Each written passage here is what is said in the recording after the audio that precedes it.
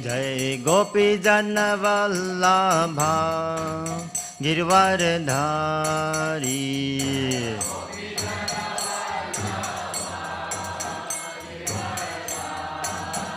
Jai Gopi Jana Vallabha Girvardhari.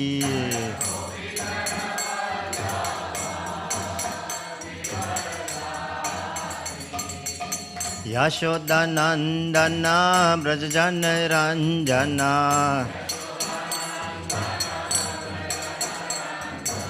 Yashoda Nandana Brajajana Ranjana.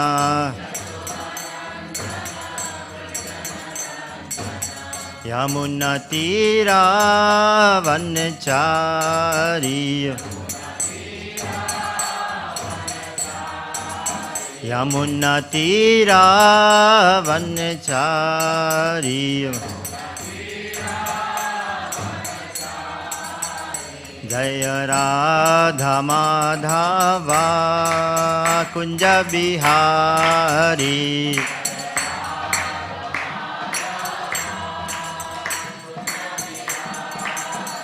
Jaya Shri Krishna Chaitanya Prabhu Nityananda Shri Advaita Gadadhar Shri Vasadi Gaur Bhakta Vrinda.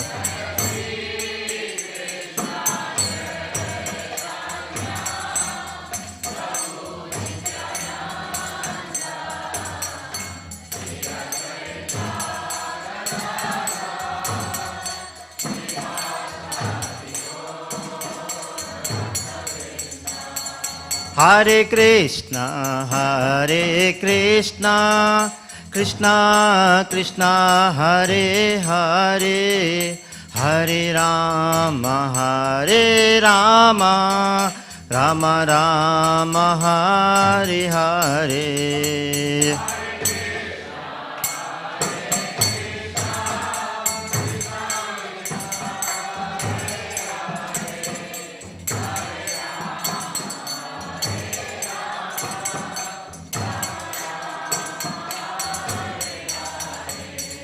Hare Krishna, Hare Krishna, Krishna Krishna, Hare Hare, Hare Rama, Hare Rama, Rama Rama, Hare Hare.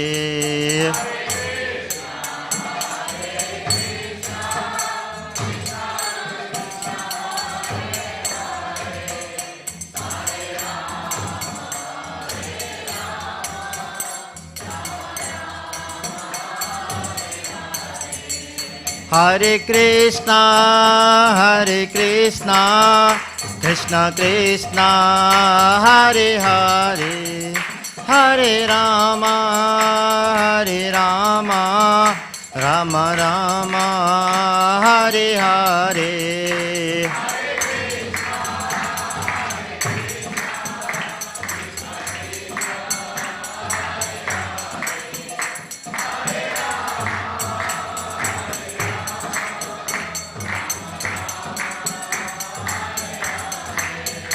Hare Krishna, Hare Krishna, Krishna Krishna, Hare Hare, Hare Rama, Hare Rama, Rama Rama, Hare Hare.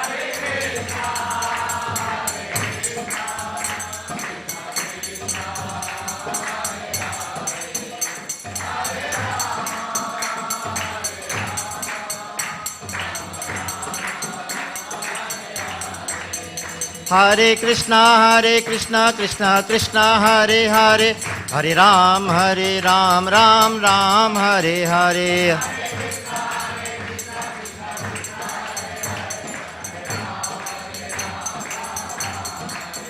Hare Krishna, Krishna Krishna, Hare Hare, Hare Ram, Ram Ram, Hare Hare.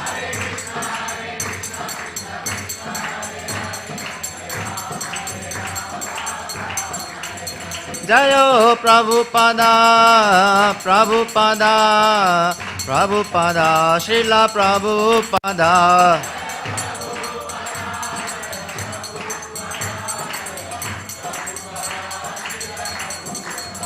Jai Jai Prabhupada, Prabhupada, Prabhupada, Jai Jai Prabhupada.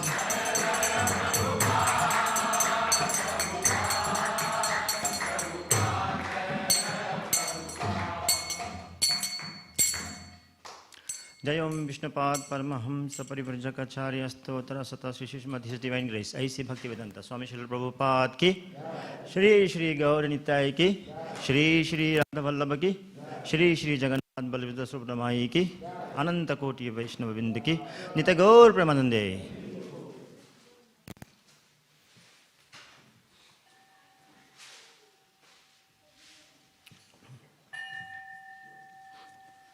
Om Namo Bhagavate Vasudevaya.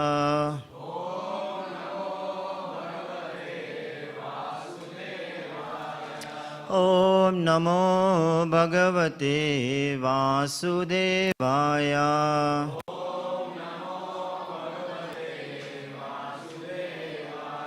Om Namo Bhagavate Vasudevaya.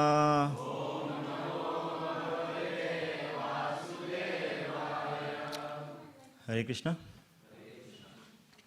So today we are reading from Śrīmad Bhāgavatam, Canto 8, chapter number 8, text number 9. So 8.8.9. And the title of the chapter is The Churning of the Milk Ocean.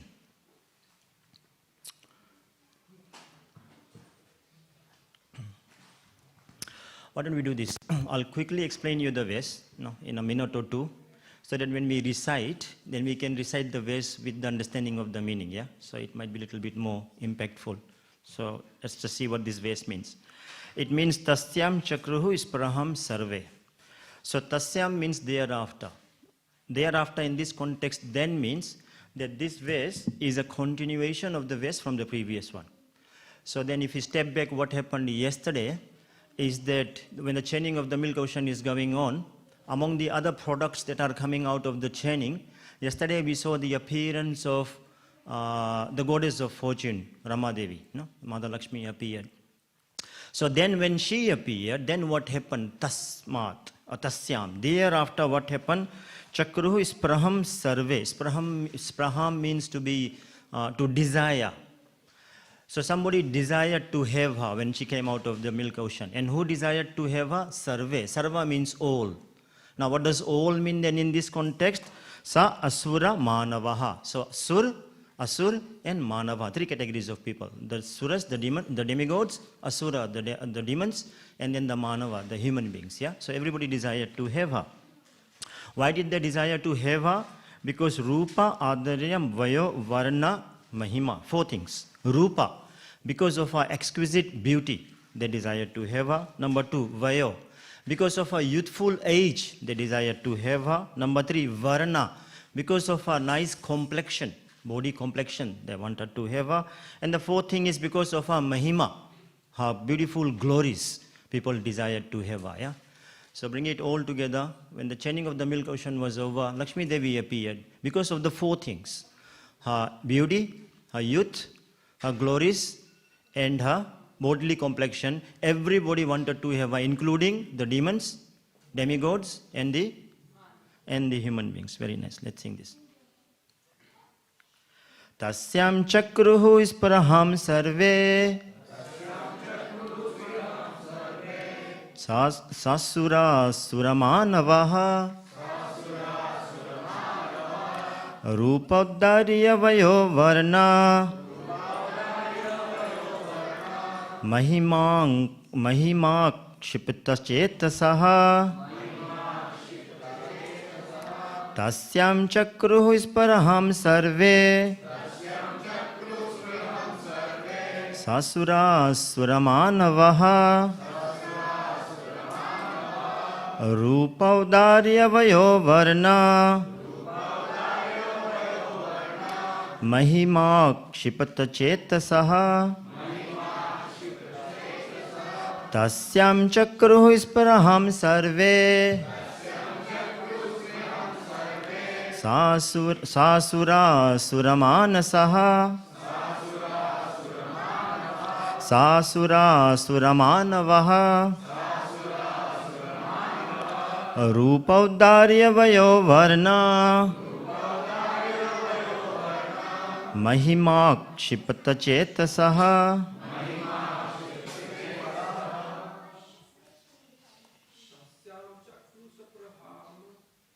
Tasyam chakru isparaham sarve Sasura suramanavaha Rupavdarya vayo varna Mahima kshipata chetasaha Tasyam chakru isparaham sarve Sasura suramanavaha Rupaudarya vayo varna Mahima kshipata chetasaha Tasyam chakru isparaham sarve Sasura suramanavaha Rupaudarya vayo varna Mahima kshipata chetasaha Mataji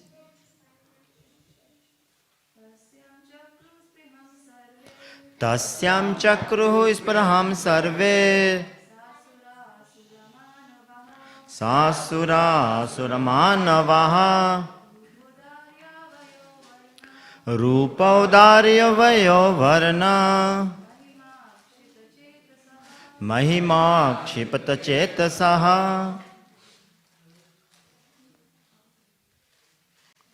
Tasyam onto her Chakruhu did Isparaham desire Sarve everyone Sasura asura manavaha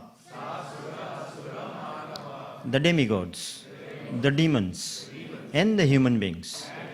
Rupa Audarya, by the exquisite beauty and bodily features. Vaya, youth. Varna, complexion. Mahima, glories. Akshipta, agitated. Chetasa, their minds. Translation and purport by Srila Prabhupada. Because of her exquisite beauty, her bodily features, her youth, her complexion, and her glories, everyone, including the demigods, 1, the demons, 2, and the human beings, 3, desired her. They were attracted because she is the source of all opulences. Prabhupada writes.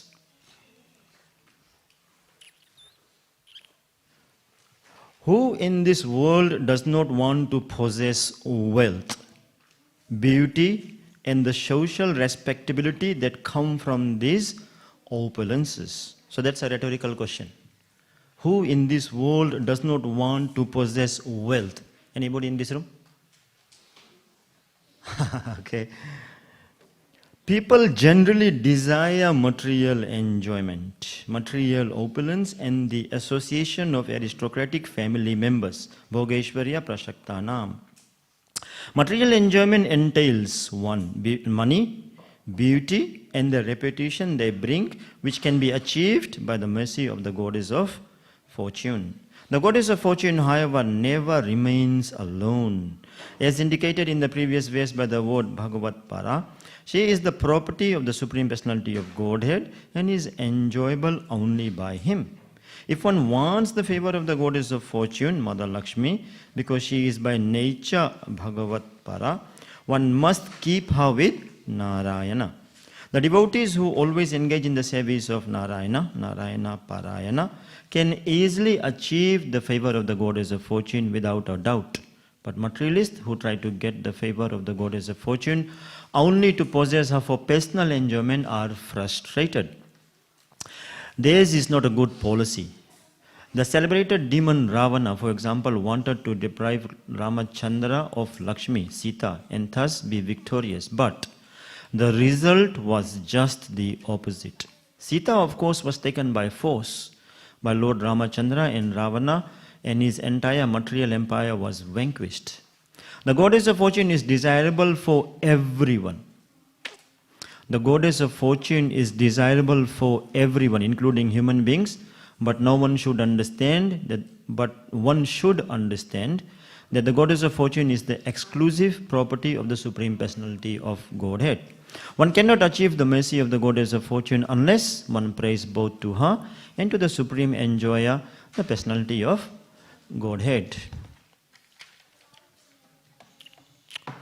Om Ajnanati Mirandhasya Jnananjana Shalakaya Chakshurunmilitam Yena Tasmai Shri Guruve Nama Nama Om Vishnu Padaya Krishna Presthaya Bhutale Śrīmate Bhaktivedanta Swami Niti Namine Namaste Saraswate Deve Gauravani Pracharine Nirvisesha Sunyavadi Paschatya Desa Tarine Jai Shri Krishna Chaitanya Prabhu Nityananda Shri Advaita Gadadhar Shrivasadi Gaura Bhakta Vrinda Hare Krishna Krishna Krishna Hare Hare Hare Rama Rama Rama Hare Hare. Hare Krishna. So we are reading from Bhagavatam, and we'll go deeper into what has been said today. Today, to start with, is a very auspicious day. Firstly, it is the appearance day of Lord Vamanadev, as His Grace Anjadra Prabhu was mentioning. And today is also the appearance day of Srila Jiva Goswami. And today is also supposed to be the feasting after the fasting yesterday. Yesterday happened to be Ekadashi and a half-day fasting for Vamanadev appearance today. So actually, it's just not today that is the auspicious day. The whole weekend is very auspicious. Yeah? And on top of that, we are chaining the ocean of the milk ocean. And today morning we'll chain the Bhagavatam. And we'll chain it so much, that we can reach to the episode of Lord Vamanadev appearance, because that's where I'll be focusing today. It is Vamanadev appearance, so that's where we'll have our discussion.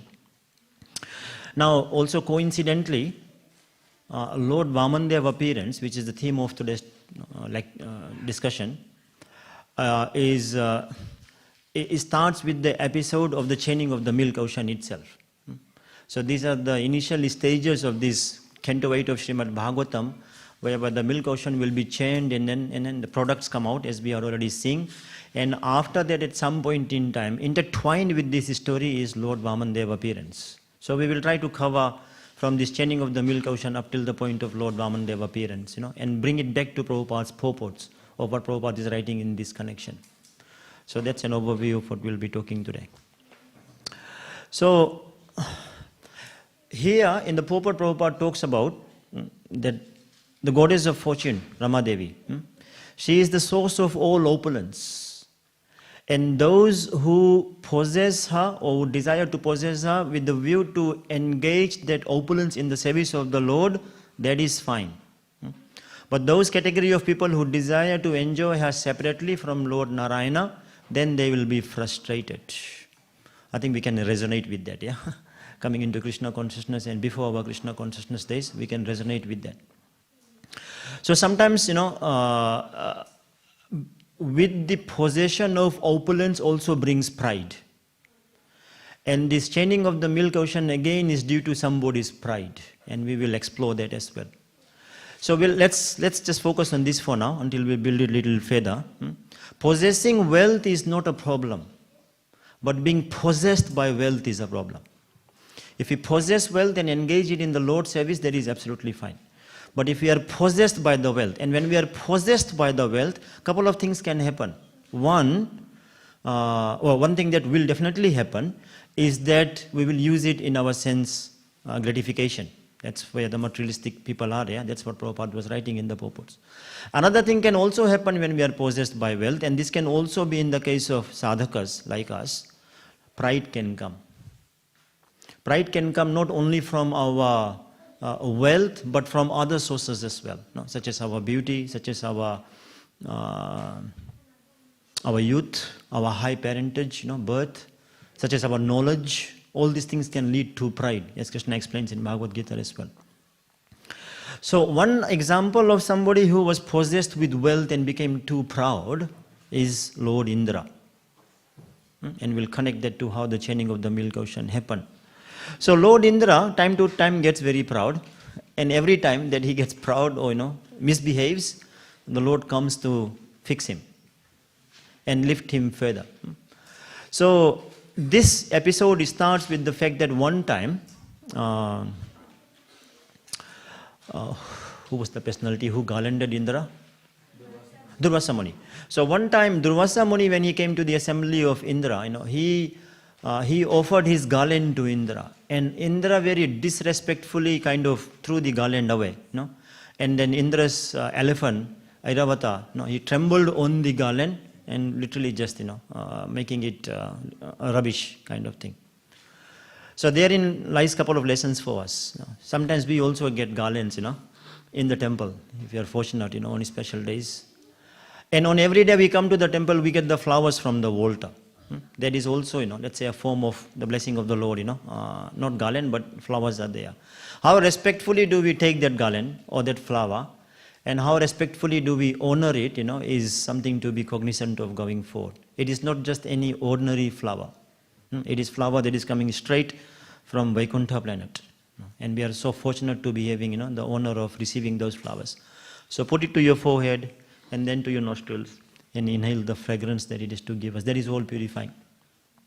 Something similar happened to me one time. I was at the airport and I was there to, my Guru Maharaj was returning back home or back for his preaching schedule. And as he was departing, he gave me his garlands that he was wearing. And I was very new to Krishna consciousness. This is like 15 years ago. I'm still new, but this is 15 years ago. And he gave me the garlands at the airport. At that time, I used to be very shy with my dhoti kurta, and especially if somebody puts the garland on me at the airport, I was super duper shy.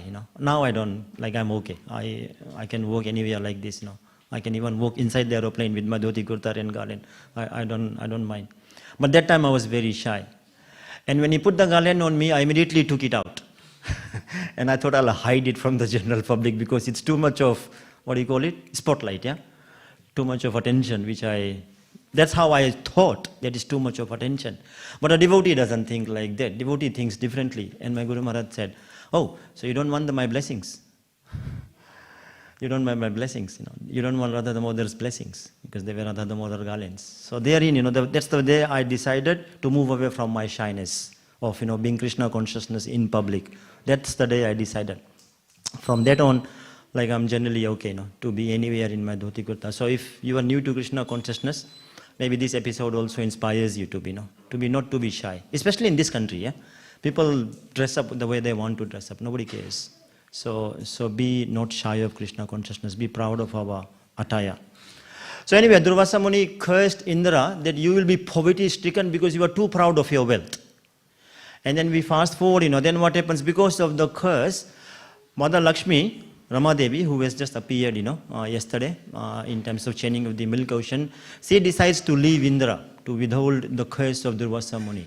And thereby, Indra loses all his possessions, all his wealth, all his powers. And in this kind of predicament, when he's lost everything, the demons decide, there's too much attention there, right? There's another Bhagavatam going on, is it?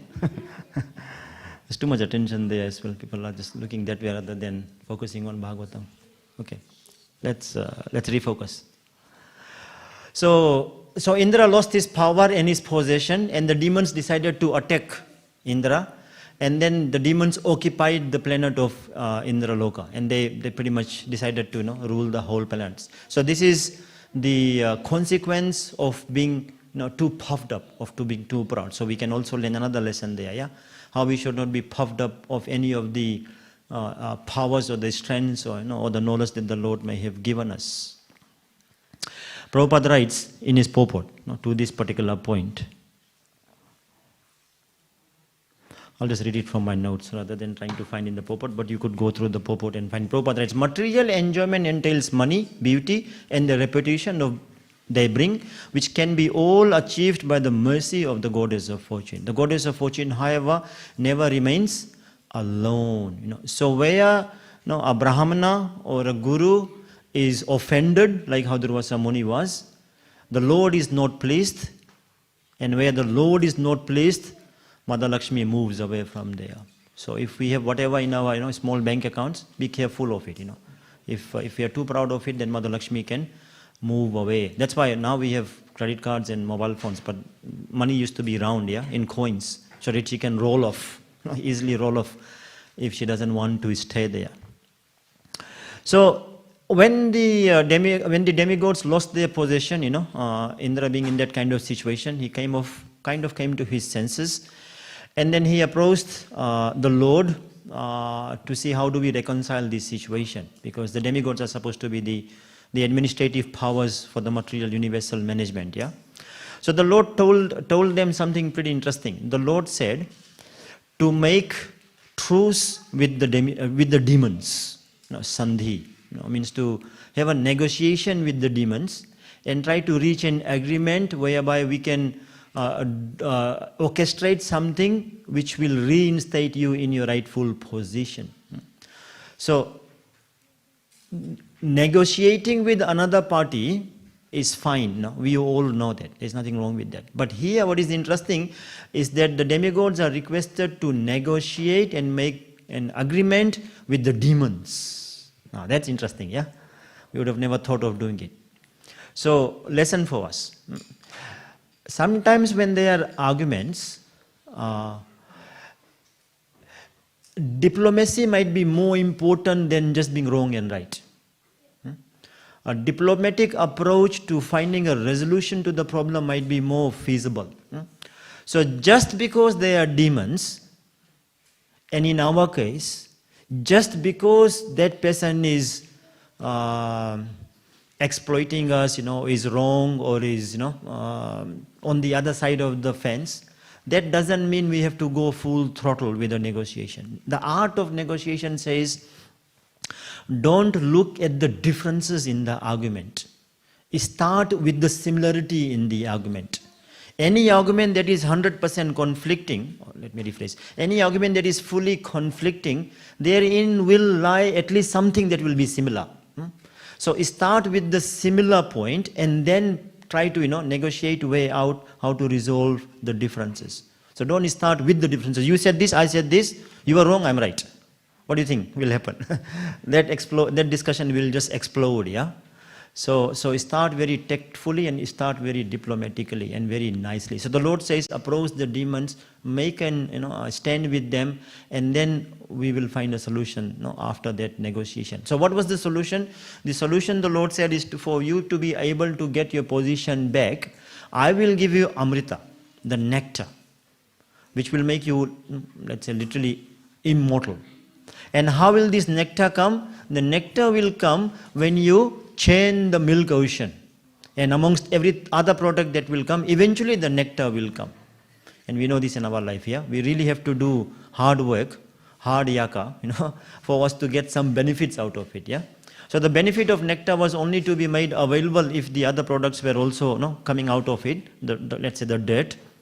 And for that happen, a lot of extraneous endeavor was required, which is a journey we also go through, working hard to get something nice. So the chaining of the milk ocean was not possible for the demons alone as a group. They didn't have that kind of bandwidth or that kind of power to do it. As it is, they are underpowered now because of the curse of Durvasa Muni. So the Lord said, make pact with the demons, and collectively you will be able to chain the ocean. So being possessed by wealth, Indra became very puffed up. Then he fell down because of the curse of Durvasa Muni. And now to be reinstated, the Lord gives him his solution. The wrong thing that Indra does, which he kind of does often, is that he makes a lot of mistakes, being puffed up, and too much of sense gratification time to time. But one good thing about him, not one good thing, sorry, many good things about him, and one of them is that he always approaches the Lord for a solution. So that's another lesson for us, yeah. When we are in our difficult times, even if it's within devotee association or wherever, always approach the Lord for solution. In terms of, my Lord, I want to become better in my Krishna consciousness. Please guide me how to do it. At the moment I'm embroiled in this particular situation, can you please guide me so that I can come out of it and thereby concentrate and intensify my Krishna consciousness. No? So that's what we can learn out of, one of the things we can learn out of Indra. Now then, when the churning of the milk ocean happened, which is what we are discussing at the moment, the first product that came out was the poison, the halal poison, yeah, which we saw a couple of days ago in our Bhagavatam reading storyline. Other products that came out, which we saw yesterday, Jagannathan Prabhu was explaining this, we saw Surabhi cow came out, then the horse came out, then Parijata flower came out, which is the flower that is the residence of heavenly planets. And then today, yesterday again, we saw Mother Lakshmi, the goddess of fortune, came out of the churning of the milk ocean. And then when she came out, after the churning of the milk ocean, what was the desire of the people who were present there? What was their desire? Who wants to try to answer that question? Huh? They wanted to owe Lakshmi, yeah? Why did they want to owe her? Huh? Money, yeah. Who else? Why do you think they wanted to have Mother Lakshmi when she came out? These demons and the demigods and the human beings. To marry her. Anybody else? Because of the beauty, because of the youth. Who's talking, sorry? Yeah, just say it loudly. Because of? Because of her beauty, because of her youth, because of her features, yeah. her complexion and her glory. And her glories. It was just testing who's following the storyline. They wanted to have her because of her beauty, because of her youth, because of her glories, mahima, and because of her, what did I miss? Complexion, the varna, which are the four things on the board, yeah? So it was not so much of a trick question. So they wanted to have her for this. That brings us to the verse of the day. So, and then when the nectar came, we know this pastime, when the nectar came, the demigods, the demons stole the nectar and ran away. That was always their premeditated intention anyway. So be careful in a negotiation, especially if you are negotiating with the demons, because they may have ulterior motive. The demons had an ulterior motive to make agreement with the demigods to chain the ocean, with the view when the nectar comes out, they'll steal and run away. Having said that, actually, the demigods had the same intention. So both parties had the wrong intention to in this agreement. Bhagavatam gives us a nice analogy of the snake and the mouse. One time, the snake and the mouse were both caught in a basket. Now we know that the snake is always ready to devour the mouse. So the snake thought, if I eat this mouse, that will be my meal. But that's my first and the last meal. Because after this mouse is dead inside the mouse, I'm also dead. Because I don't have any food here. But if I can make an agreement with this mouse, who has got the capability to cut through the basket with his teeth, if he cuts through the basket, he will get out, and I will also get out.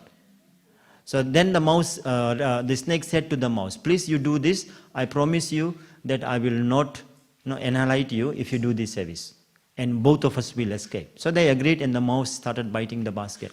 But Bhagavatam tells us in this analogy that the mouse had always, the snake always had the ulterior intention. That the moment we are out, I'm going to devour this mouse. So we again have to be careful. Negotiating with somebody who is difficult, just have to be careful like that. So in any case, when the nectar came out, the demons ran away with the nectar with the view to drink it. But in their stealing the nectar and running away, there was another problem. The problem was within their community, which is half of these two parties, yeah? So we have got the demigods, we have got the demons. Within the demons, when they stole the nectar, they couldn't agree how the nectar should be distributed amongst them. This is demoniac mentality, yeah? This is demoniac mentality. When they, all the means to acquire the wealth, but don't know how to share. Please welcome back His Grace Aniruddha Prabhu. I'm coming back to speak Bhagavatam after 12 months because I had another conflicting commitment on Sunday mornings. I started facilitating some Bhakti Shastri, so I couldn't. So I've come back after 12 months, and it's quite what do you call it? Awkward to speak when somebody so senior is also present. So Prabhuji, I'm speaking for my purification and for the pleasure of the devotees, including yourself. Please add and correct as we go. So the demons stole the nectar and they couldn't agree how to distribute it. And therein, when the demigods also approached Lord Vishnu, to say, we have got this another problem, from the problem that we are already trying to solve, please help us out. Then we know how the Lord appeared as the Mohini Murti and deceived the demons, which is a divine deception, in order to take it back from the demons and give it to the demigods. And one of the demons stole the nectar, or let's say, hid himself, disguised himself to drink the nectar, which is Rahu. And that we will see as Bhagavatam unfolds, because I want to get to Lord Vamanadev appearance, yeah. So then, after being deceived, the demons were deceived again one more time, when they couldn't, enjoy the nectar at all, that they so extraneously worked to chant. They became enraged, completely enraged, and headed by their chief, the demon at that point in time, Bali Maharaj. They decided to attack the demigods one more time, and a very hair-raising, fierce battle ensued after that. And the demigods being extra powered by the nectar, they pretty much annihilated the entire demoniac society. That was the force with which the fight was happening. And when Lord Brahma saw that, the whole demoniac dynasty will be annihilated, he wanted the fight to stop. So he instructed Narad Muni to go to the scene and tell the demigods that this is enough. You have killed them enough. You are probably overdoing it now. So he told them to stop. So upon the request of Narad Muni, the demons retrieved, went back to the kingdom of heaven, and the demigods were pretty much annihilated by this point in time.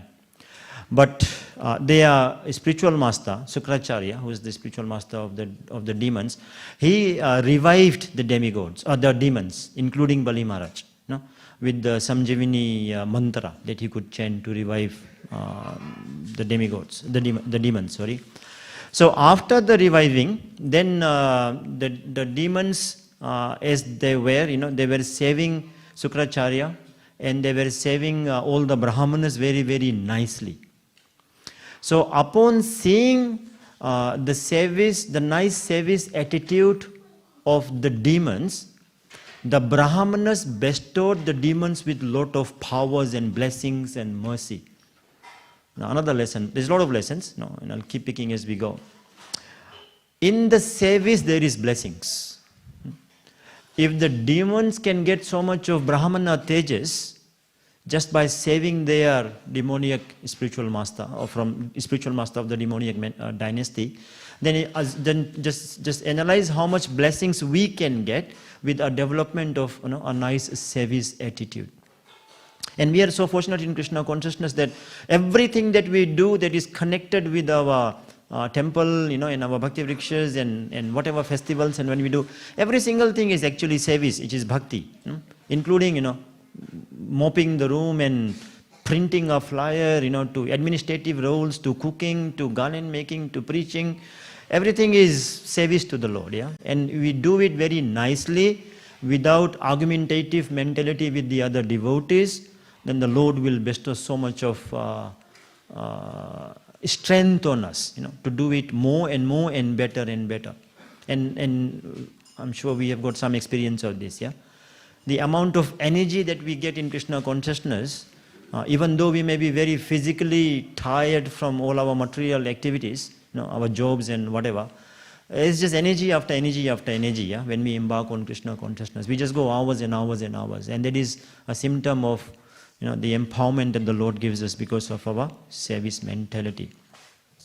So in any case, when the demons have lost the battle with the demigods, and they are now have also not able to taste the nectar that they possibly could have, so on and so forth, their mother, the mother of the demons, Aditi, she was not happy, of course, to see all this.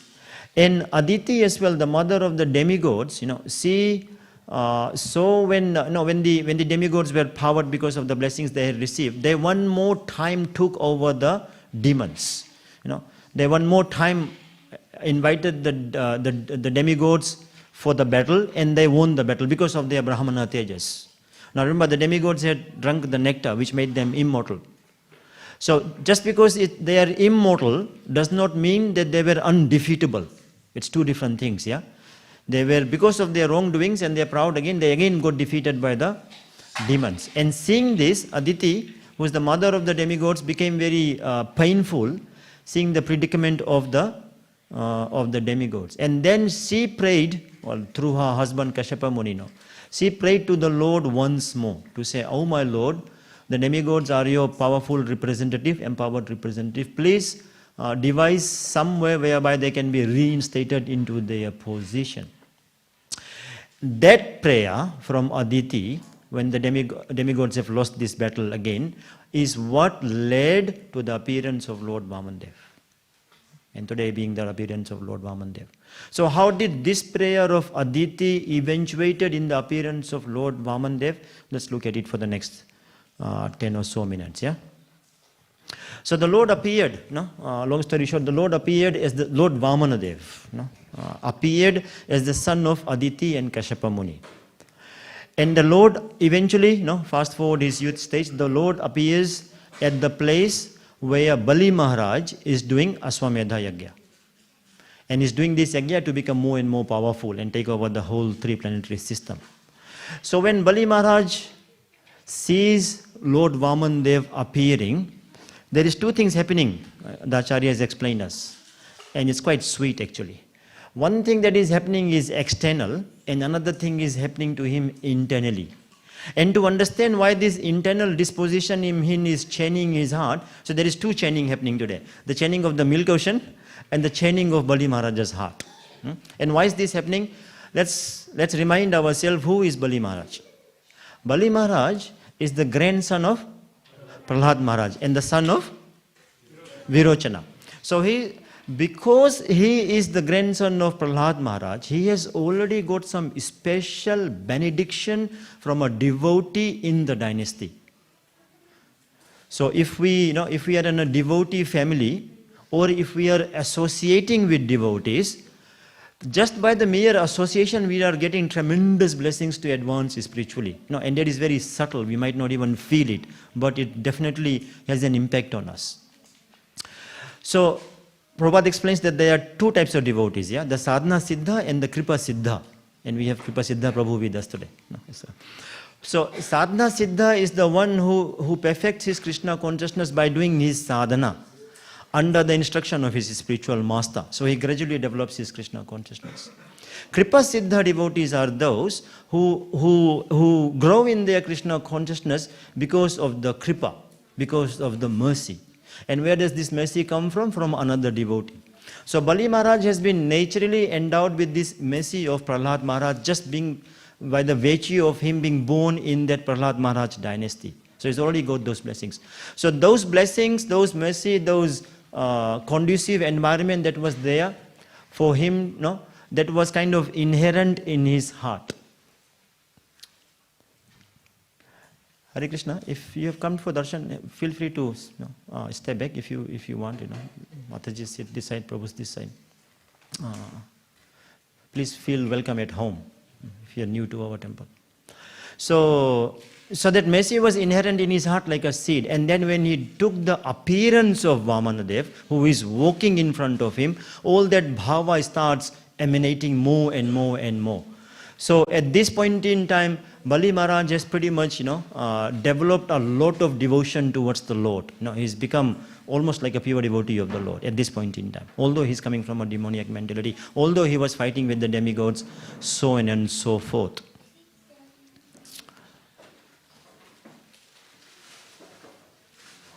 So as we know, this famous pastime, maybe I'll just pause for 10 seconds here. Let's settle down.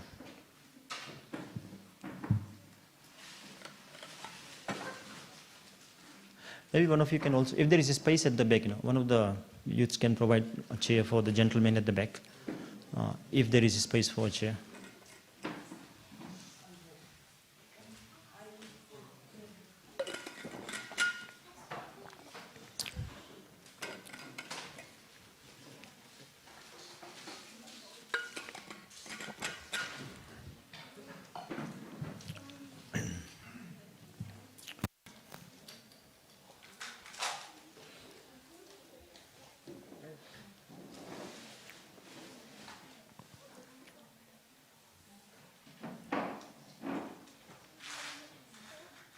Okay. So as this famous pastime, all of us are familiar with this. So at this point in time, Vamanadev, when he appears in front of Bali Maharaj was very proud of his charitable disposition as well. He was very proud. So that was another pride in Bali Maharaj. Indra had the pride of possessing the wealth. Bali Maharaj has got the pride of being too charitable, two different kind of prideness. Yeah? One is possessing the wealth, the other one is disposing the wealth, in charity. And both of them give them proud. So see, the money can be problematic both ways. Having it and giving it away can also be problematic. If you are doing it very grudgingly, doing philanthropic activity, then can also be a problem. And such was the case with Bali Maharaj. So Bali Maharaj, when he saw Vamanadev, he said, my dear Brahmana, welcome to this sacrifice. He was he gave him a very respectful welcome.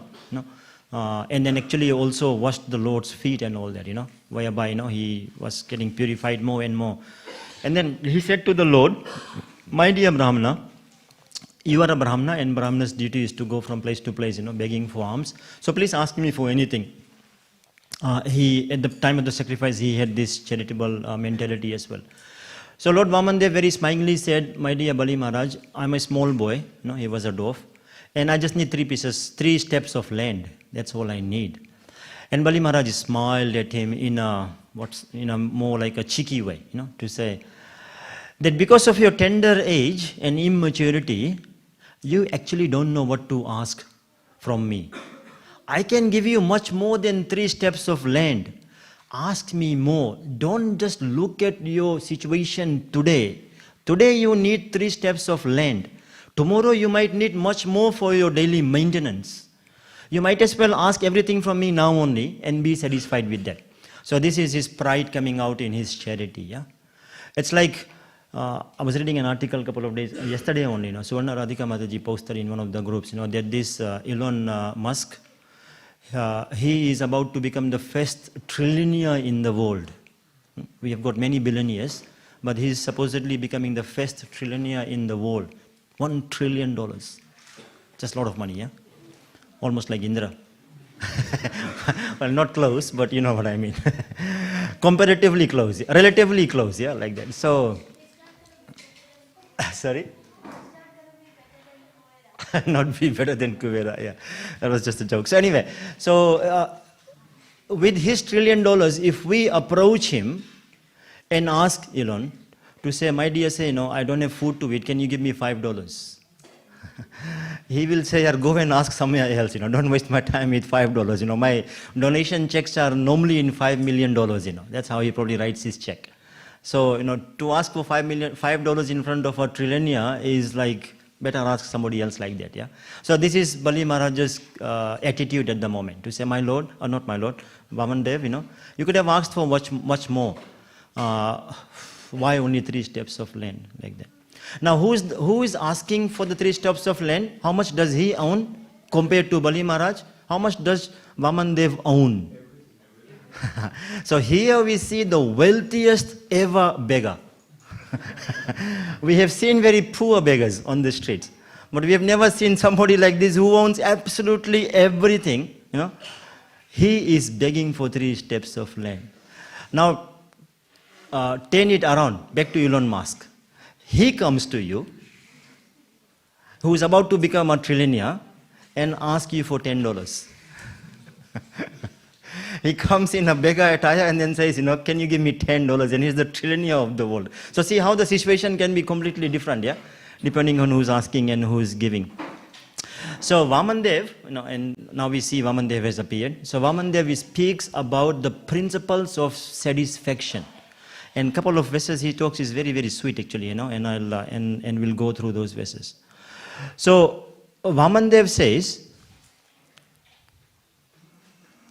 somewhere we are still in Canto 8, yeah, when he appears. He says, Yavanto Vishaya Preshthas Trilokyam Achindetriyam Nasaknuvanti Te Sarve Pratipuryayitam Nirpa. Yavanto Vishaya Preshthas. Vishaya is, the sense objects. Trilokam Ajitendriyam. So Jitendriya means, Indriya means senses. Jitendriya means those who have conquered their senses. Ajitendriya means those who have not conquered their senses. So for an Ajitendriya, the Vishaya, the sense objects, if you give it to them, how much do you give it to them? Trilokyam. All the sense objects that you can accumulate in the three planetary system, you give it to somebody who is Ajitendriya.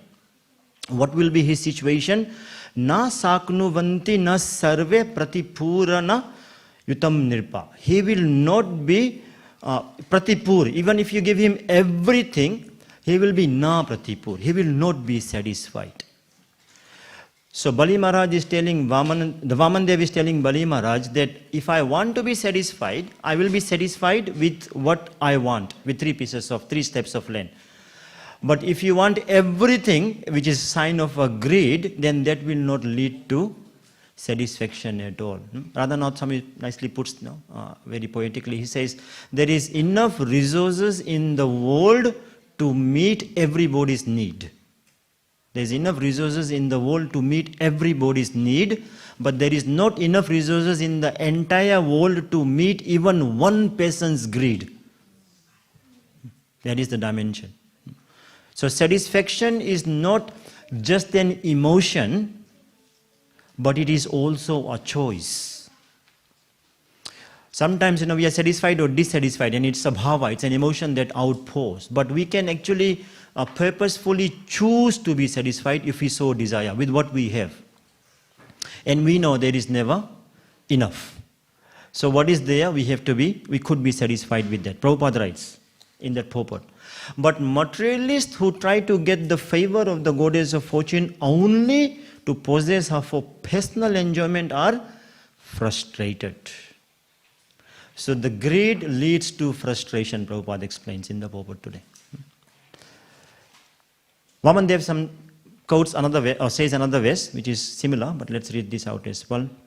Yadrichaya papannena santushto vartate sukham na santushtastribhir lokair ajitatmo pasaditahi yadryochopannena. So whatever comes to us according to our own karmic bank account, by its own accord, what comes to us, we should be santushto vartate sukham. We should be santusht with it. We should be satisfied with it. And we should therefore be happy with it. So santushta and sukham. Satisfaction and happiness, we should measure it according to what is coming to us by our own bank account, without too much of over extraneous endeavors. And na santushtas tribhair lokar, similar point, that tribhair lokar, if we accumulate, we will not be we will not be happy, we will not be satisfied if we are ajitatama, we are not controlling our senses. So that was nice lecture from Vamanadev to Bali Maharaj. Now at this point in time, what is again worth noting is that Sukracharya, who is present at this yagya, who is the guru of the demoniac dynasty, he recognizes that this dwarf boy Brahmana is deceiving to be an ordinary person, but actually his reality is that he is the Supreme Personality of Godhead. So he gets this realization. Now with this realization that he knows that the Lord is capable of taking the entire world, entire possession of Bali Maharaj in just 2 steps, or even in 1 step, what to speak about 3 steps. So with this kind of realization that he is the Lord and he is here to take everything from Bali Maharaj, Sukracharya warns Bali Maharaj not to give him even 3 steps of land. Now, you may or may not have known, but I mean, it was kind of new to me to register that actually it was not a surprise that Vamanadev took 3 steps of land without the cognizance of Bali Maharaj and Sukracharya. He took that even when they knew that this is going to happen. So Bali Maharaj is now aware that the Lord, the Vamanadev is Lord and he is going to do this to me. So with that awareness, will he withhold his promise, or will he still withhold or not withhold his promise is to be seen. Yeah. Once you know that you're going to lose everything, what do you do? But before we see what Bali Maharaj says, in the next few minutes, let's see what Sukracharya says. How does Sukracharya try to persuade Bali Maharaj not to give these 3 steps of land to Vamanadev? So here there are 9 things or 9 reasons that Sukracharya gives to Bali Maharaj not to go ahead with your promise. What are those 9 things? Let's look at it quickly. This is verse number 9. Yeah. Today we are reading verse number 9. Canto 8, chapter 8, verse number 9. And there is another 9 today. We are talking in 9s today. This is the 9th set of reasons that he gives. Number 1, identity. Bali Maharaj, and I'll go quickly with this. Bali Maharaj know that this boy is deceiving you. He is none other than the Supreme Personality of Godhead. So don't measure the 3 steps according to his physical size of his feet. No, he is Lord. He can do anything. He can show his Virat Rupa and take everything. So know his identity. Second thing he says, if you go ahead with your promise to give him 3 steps of land, it will be very harmful to the demoniac dynasty. Why harmful? Because they will not like you doing this. Sometimes when we give in charity, especially for grihasthas, we have to consult the spouse. Yeah? If we do it without their consult, we can be in trouble as well. You know, one person is earning and the other person is only disposing, then there could be cause for conflicts. So we always check with each other. So he said, check with the dynasty. I'll tell you, they will not allow you to write this check. The land from today is owned by Vamanadev. It will be harmful. Next he said that, then he makes this point which I was trying to allude to in the beginning, that with the 2 steps, Sukracharya literally says, with the 2 steps, he will take the entire possession you have. Where will you even allow him to put the 3rd step? So now that he's going to take everything away. And then he says, well, if he takes everything away, my dear disciple, how will you live? Where is your sustenance going to come from? You don't have anything left. So how will you live? And indirectly what he is also saying, if you don't have anything left to sustain yourself on, how will I sustain myself on? Because my remuneration is coming from you only. If you become wealthless, then I have got no place here, And this is kind of a cheating guru, yeah? And then he says, actually, Sukracharya says, you cannot even fulfill the promise. Because I'm telling you, he'll take everything away with 2 steps. How will you, if you make such a promise, you can't even fulfill the promise. So don't make that promise. And if you do promise him 3 steps of land, which he has asked, and you are not able to fulfill it because he'll take everything in 2 steps, comes the 6th reason, is that you will glide down to the hellish planets for not being able to fulfill your promise. So the consequence of agreeing with this charity is that you will end up in the hellish planets. And then he says, we have to be intelligent enough that our livelihood has to be measured with our charitable disposition. It's not that we give up everything in charity. We should have something for our own livelihood as well. And he said, then how should we give in charity? He said we should divide our wealth, 8th reason, into 5 parts. Religion, reputation, opulence, sense enjoyment, and family maintenance. By the way, don't pay attention to all this, because this is all rubbish. I mean, some of them have some validity, but most of them are rubbish, which we'll refute very soon, yeah? But I'm just telling you what Sukracharya has said. That is not the takeaway message for us. So he said, be thoughtful in your charity. And then lastly, number 9, he says, with this, lecture, I encourage you, my dear disciple, to take your promise back. Don't promise him 3 steps of land. Number 1, identity. Number 2, harmful for the demons. Number 3, he will take everything away. Number 4, how will you live? Number 5, you can't even fulfill your promise. Number 6, you will go to hellish planets. Number 7, your livelihood is equally important as your charity. Number 8, how to give charity. And number 9, take back your promise. Now, it may seem pretty agreeable to some of the points he is saying. And sometimes we have these, issues of, how should we give in charity, a question that comes up a lot of times, in Krishna consciousness, especially if we have to help our families and friends back home, then where to give and where not to give. So, we'll leave this we'll invite Bali Maharaj to refute Sukracharya himself. We don't have to wreck our mind, yeah? We'll see how Bali Maharaj refutes Sukracharya's 9 points. In response to these 9 things, Bali Maharaj makes 9 points. So 9 on 9. It's tit for tat almost, yeah? He says, number 1, my dear Sukracharya, I come from the glorious dynasty of Prahlad Maharaj, in which, our vows are very important. In the Ramayana, we also find this verse, yeah? Raghukul Rita Sada Chaliyai, Prana Jai Par Vachanana Jai. That Prana Jai, we can give our life in the Raghu dynasty, but our promise, our oath, we will never turn back on it. That is the stability with which they make promises.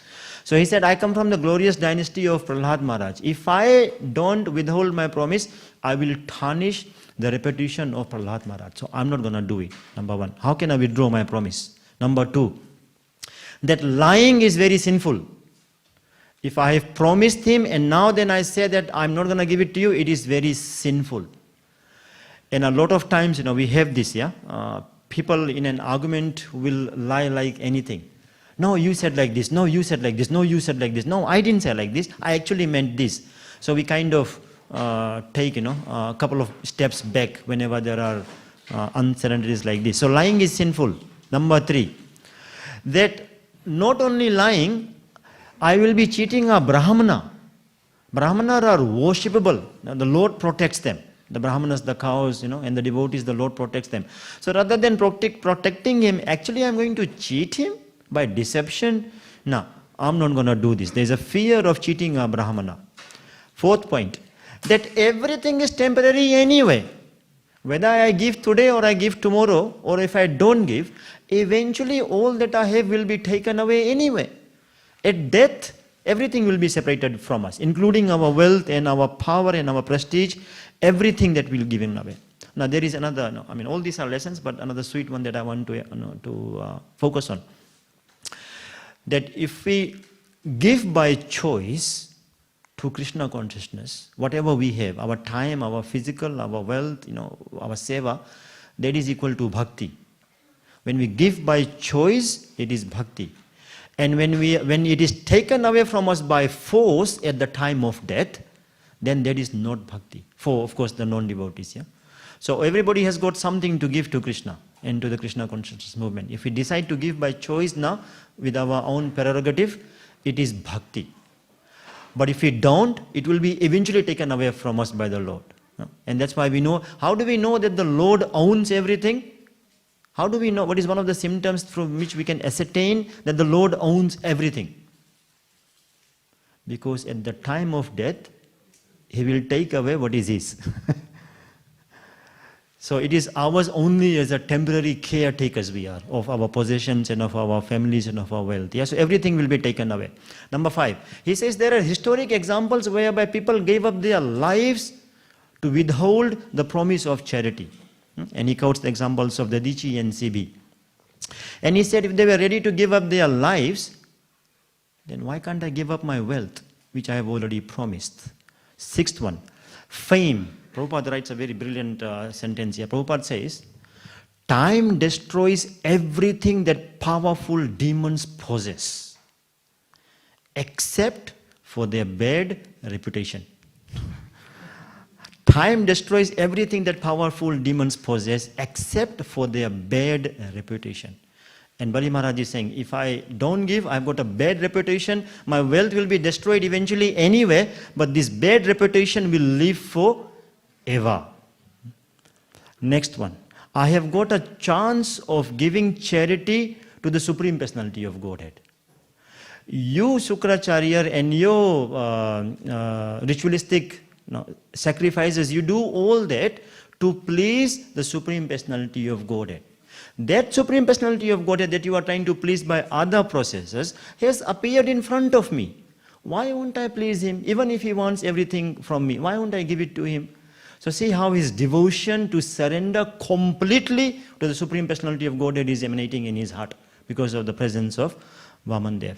And then another interesting point. Number 8. He says that actually poverty is auspicious. My gosh. We normally think that wealth is auspicious. Now, Bali Maharaj says that poverty is auspicious. Prabhupada writes again. If we lose money in business or gambling, no one will ever praise us. But if we give up all possessions in charity, devotional charity, we will be adored all over the world. You have the wealth, you lose in gambling and business and whatever, nobody will remember us. But if you have all the wealth and give it away in bhakti or some other charitable disposition, the whole world will remember us. Now bring it back to Elon Musk. $1 trillion. What if he gives it to Krishna consciousness? we can have just so many temples. My gosh, we can't even able to count how many temples that can be. But in the entire world, for the rest of humanity will remember him, as the one who gave his life to Srila Prabhupada's mission. So that's what can await him. And let's just pray that Paramatma empowers or inspires him to do it. And then he says, the Lord Vishnu has come and there's no way that I'm going to not give this charity. So 9 reasons. Prahlad Maharaj's glory is at stake. Number 2, the sin of lie. Number 3, the fear of cheating a Brahmana. 4, everything is temporary anyway. Historic examples. Number 5, 6, the fame is at stake. 6, I've got this rare chance to go with to Lord Vishnu. 8, poverty is auspicious. And number 9, that I'm not going to go away from Lord Vishnu. Prabhupada writes in the purport today. The devotees who are always eager in the service of Narayana Parayana, can easily achieve the favor of goddess of fortune without a doubt. So here we see Bali Maharaj is very eager to give in service to Vamanadev, and they are very fortunate, and Mother Lakshmi is then eager to stay with those kind of devotees.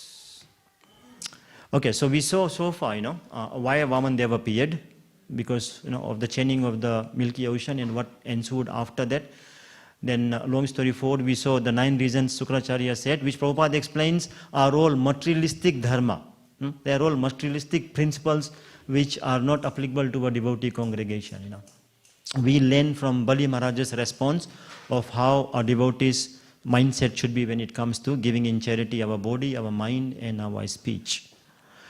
Now, what I also wanted to speak on is the what are the other things to be learned, the deep, profound messages from what Vamanadev actually says. But I'm running out of time.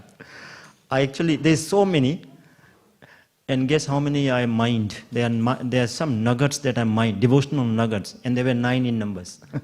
I thought I'll match 9 with 9 with 9, but I'm going to park that. That's for another day.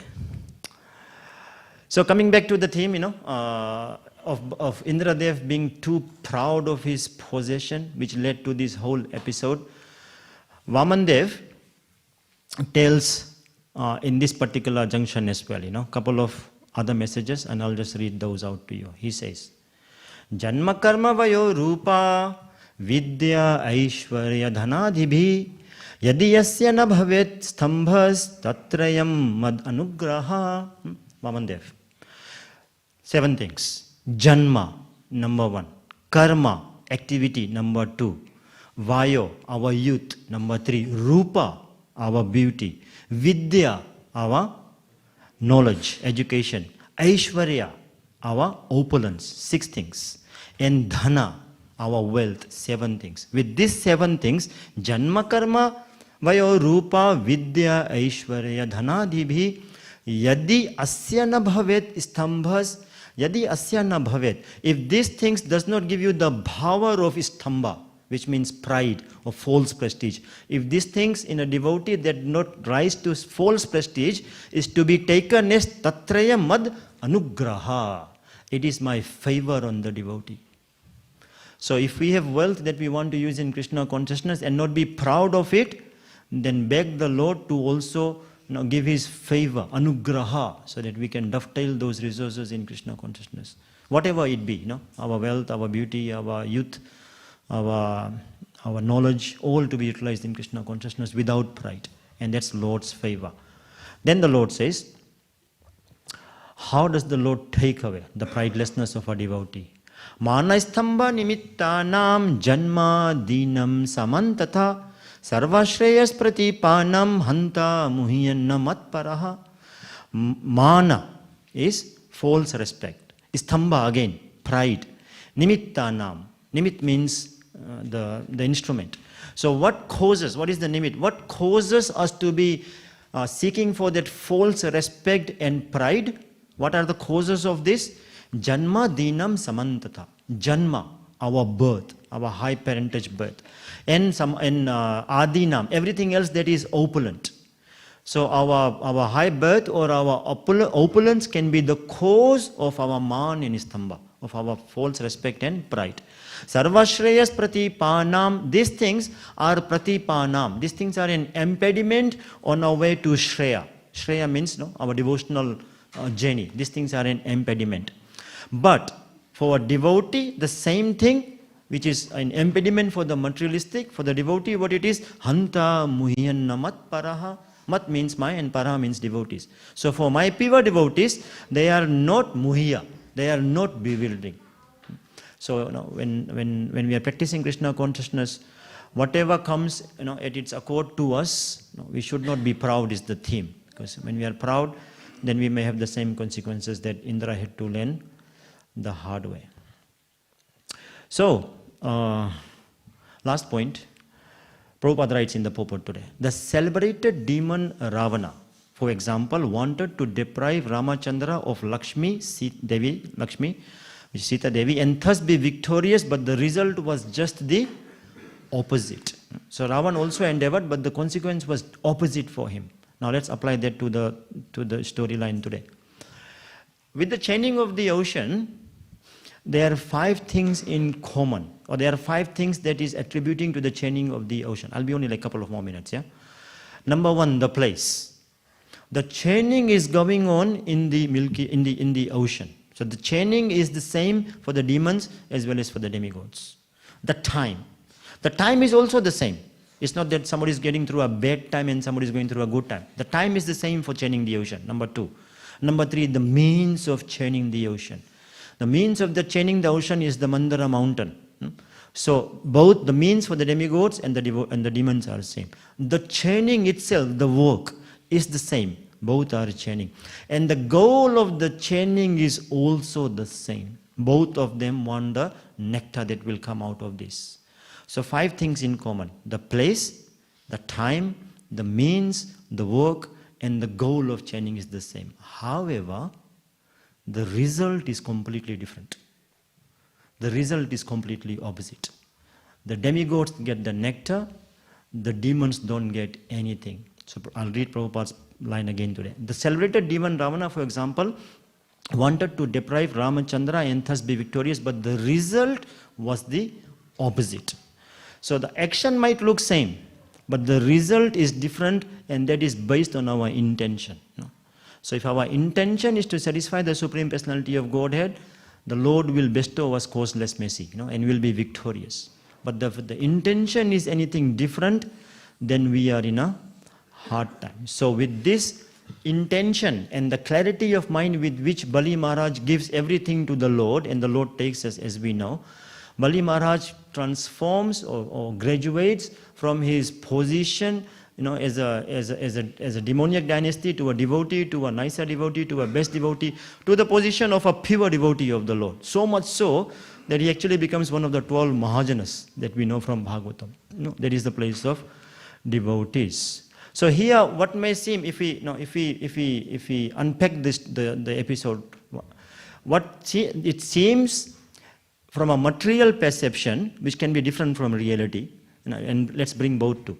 From a material perception, it seems that the Lord has cheated Bali Maharaj, the demons, and given it to the demigods to reinstate them back in the heavenly planets. Looks like this. The Lord is cheating Bali Maharaj to give it to the demigods. Now that's an incorrect material perception. What is actually happening behind the scene, in substance, the Lord is actually cheating the demigods, giving them material opulence, and giving prema to Bali Maharaj. So whether you want position or whether you want prema, the Lord can give both. The demigods wanted position and the Lord gave it to them. And actually they are cheated because they got all the material opulence.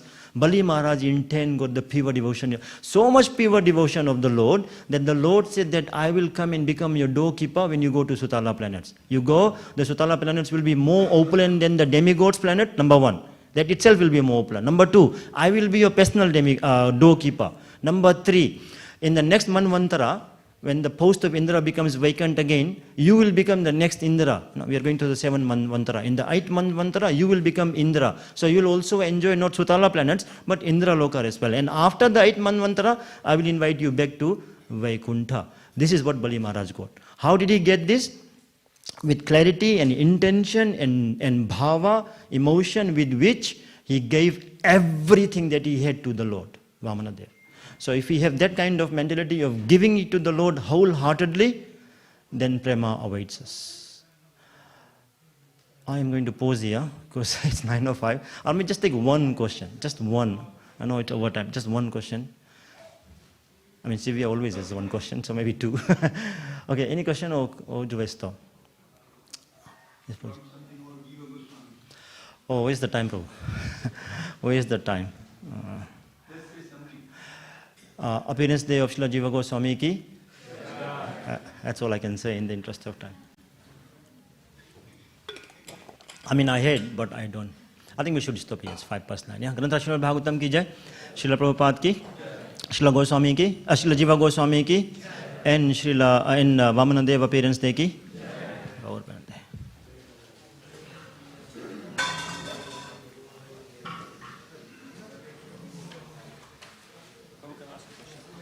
Yeah. Yeah.